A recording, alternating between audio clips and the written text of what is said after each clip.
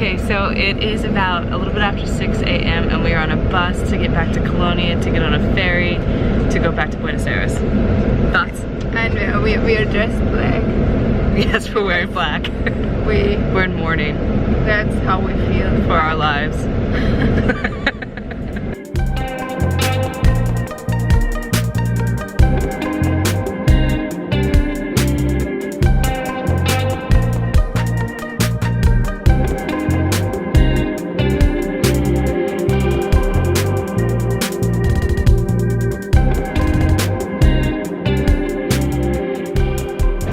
Okay, so we made it to Colonia and now we are trying to wait to go through immigration to get on the ferry to get back to Buenos Aires.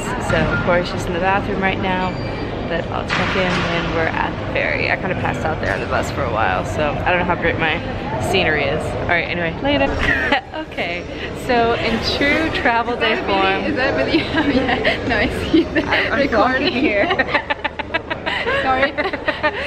Anyway, in true travel day fashion, we got through immigration fine, but then our boat was like too small and the waves were too big, so we got stuck here for a while. So now we're trying again, and I'm just hoping I will make my flight.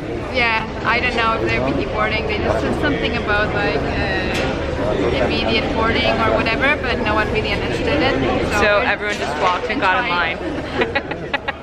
See you later. Bye. We made it on the boat. Your hair again.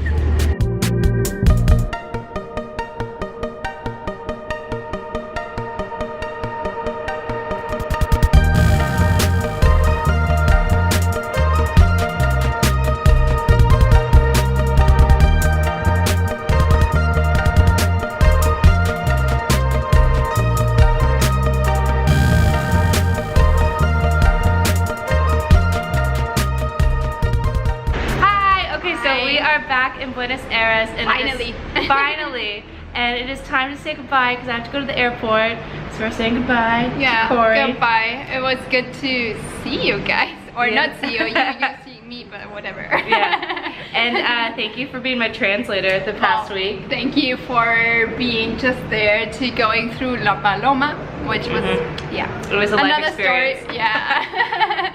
And well, thank you for good conversations. Yeah, thank you, and for being a travel buddy, and I wish you the best on the rest of your journey. You too, and I'm sure we're gonna see each other once we are back, and then just travel some more. Alright, so bye. Bye. Later, y'all. I'll see you on the road to Chile.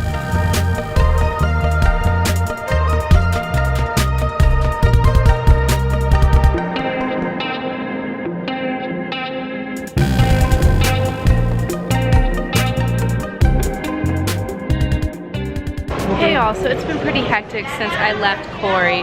There's not really a quiet place in the airport, so I'm hoping you guys can hear me. But I left plenty of time to get here, over 3 hours, and it took me 2.5 hours to get checked in through security and border control. So it was just absolutely hectic. I've never been through a border control line that took that long to process. So I'm really tired. Our day started around 5 a.m. It's just been traveling and going all day long. So I really wanted to do a proper update about my experience in Argentina and in Uruguay, but I don't think I have the time, energy, or space right now. So right now I am surrounded by screaming children, and I am about to get on a plane to go to Santiago in Chile and spend a week there. So I'll try and check in with you when I get there. One little fun fact, I did in fact get into the red carpet club today, but I can't drink, so there was no champagne for me and no time to even hang out. But I'll explain why I'm not drinking in a little bit. It has to do with the retreat I'm going on in Peru. So see you in Chile. Bye! Sorry, this is hectic and random.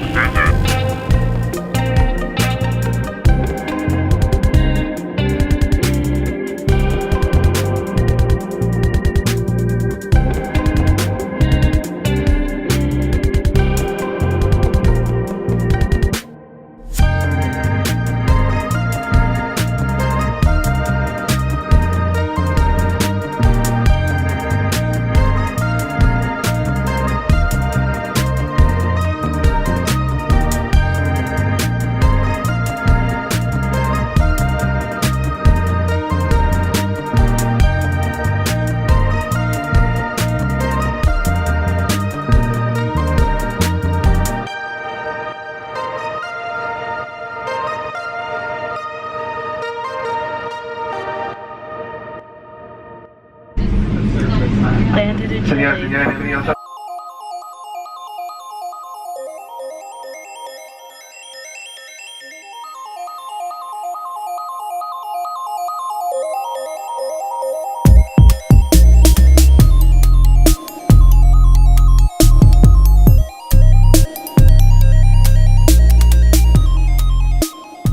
Hey y'all, so I just got to my hostel in Santiago.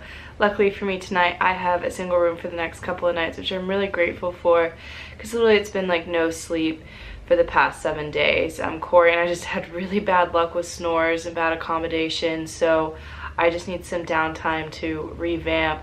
Today's been really long too. We started about 5 a.m. and it's now about 9 p.m. by the time I got here in Santiago. So a lot of today was just waiting around, you know, typical travel day with things going wrong, being hectic, taking a lot of time to get through immigration. So I'm really grateful to be here. And Santiago so far has a really cool vibe. I really loved driving through the city when I got here, and even flying here, it was really amazing. Like, getting to see the Andes was so beautiful, and just there surround the whole city. So driving here was really, really amazing. It kind of reminded me of somewhere like Arizona, kind of Sedona, even though the rock formations are different, or Colorado, or New Mexico, so that part of the United States.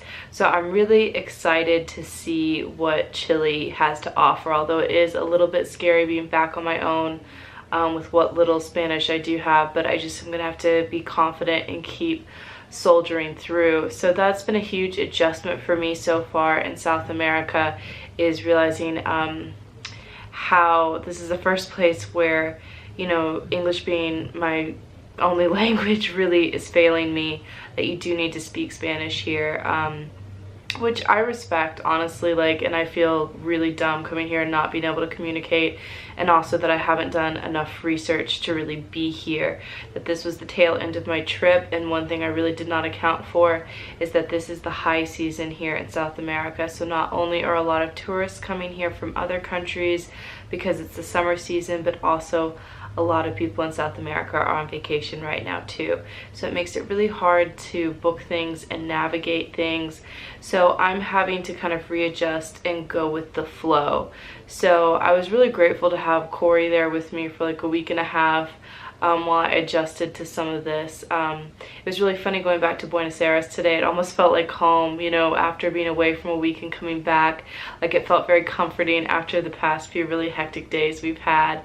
And so I really did enjoy my time in Argentina and in Uruguay. I loved both countries, especially Uruguay felt very easy to be in, and so did Buenos Aires, honestly. One thing I did notice is most people here in Buenos Aires and throughout Uruguay look very European. They look very Spanish or very Italian, and that is because a lot of Spanish, Italian, and Portuguese people did settle this part of South America. And people are like, well, why aren't there very many black people? And because this was something I learned in Uruguay, that most of the black slaves were actually sold to Brazil. And so that is why there is a lower population of black people within Uruguay and Argentina. And also they kind of just killed all of the native South Americans. So that is why you see all the European looking people. But the cities do have a European feel to them, and in that way it makes it feel a little bit easier and safer to be here. One thing I have noticed so far, and we'll see if it's the same in Chile or if it's different, but the things I've noticed between people in Argentina, very tired here, and Uruguay, is that both countries really love empanadas. And as a vegetarian, that's one of the only things I can eat is cheese empanadas. The caprese ones are really good, and they have ones with onion and cheese, and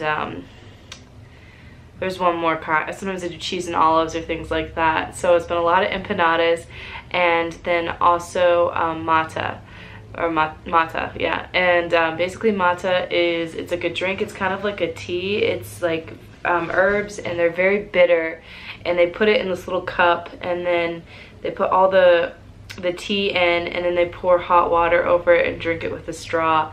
And it's funny because you see everyone carrying their Monte cups around everywhere, and then they also have like a big thermos of hot water because their cups don't hold very much. So it's really funny because it seemed quite cumbersome because they're always juggling this stuff and they might not be carrying anything else, but they're carrying their Monte cup and their thermos.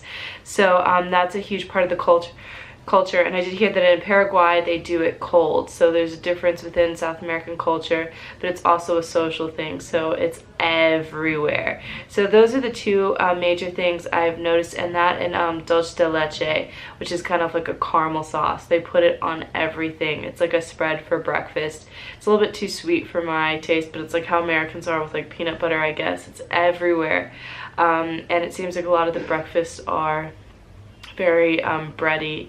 So that's been a little bit hard for me because starting a couple of days ago, I am now moving into detox because I am going on a retreat in Peru, and so I can't have any alcohol, any caffeine, anything sweet. I'm not supposed to be really eating meat, which I don't anyway, and no drugs of any kind, no pharmaceuticals, no vitamins, anything like that. So it's kind of hard because a lot of the stuff to eat here is really sweet, and I'm now in Chile, and one of the main things to do when you're in Chile is to do wine tastings, and I can't do that. So I'm kicking myself a little bit, but I'm dealing with it. Other than that, that's about an update. I'm not going to go on too long, but thanks for sticking with me, and I hope I will come back to you tomorrow more rejuvenated and with some more energy to give back and get back to the vlog now that I'm back to being on my own, because I know I did sacrifice that a little bit being with Cory and being on the road and just being tired. So much love, and if I think of anything else, I'll tell you later. All right, bye. Bye, guys.